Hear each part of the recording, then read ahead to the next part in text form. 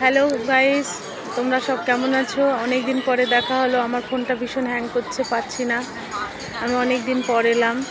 যাই হোক, আজকে আমরা বেলুড়ে এসেছি। আমার ছেলের আজকে স্কুল ছুটি, 23শে জানুয়ারি দেখে আমি আর ছেলে চলে এসেছি। তো এই দেখো, বেলুড়ে আজকে অনেক ভিড়। প্রত্যেক দিনই ভিড় হয়, তবে অনেক ভিড়। এই দেখো মন্দিরের ভেতরে তো মোবাইল চালানো যাবে না, যে আমি ক্যামেরা করব সেটা হবে না। তা আমি বাইরে থেকেই তোমাদের যতটা পাচ্ছি দর্শন করাচ্ছি। তোমরা শ্রী রামকৃষ্ণ দেবের মন্দিরটা দেখতে পাচ্ছ আশা করি। খুবই শান্ত, সুন্দর।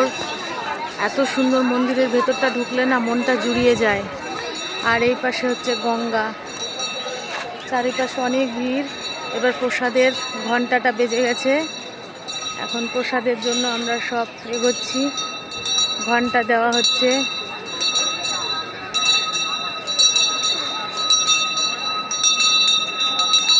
এই দেখো, ঘন্টা দিচ্ছে, কারণ 11:30 বেজে গেছে, মানে আর মন্দিরের ভেতরে থাকা যাবে না। যারা যারা টিকিট কেটেছে তাদের এই প্রসাদ পেয়েই একদম অন্য গেট দিয়ে বের করে দিচ্ছে। একেবারে সব গেট বন্ধ।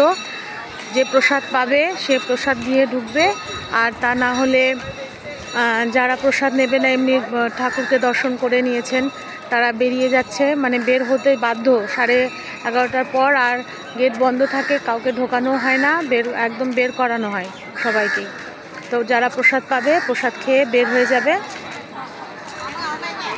আর এখন আমরাও প্রসাদের দিকে যাচ্ছি, প্রসাদের লাইনে দাঁড় হব, প্রসাদ খেয়ে বের হয়ে যাব। এই দেখো, এইদিকে কালকে মা শারদা দেবীর তিথি ছিল, তাই এখানে প্যান্ডেল ছিল। সেই প্যান্ডেলগুলো এখন ভাঙা হচ্ছে।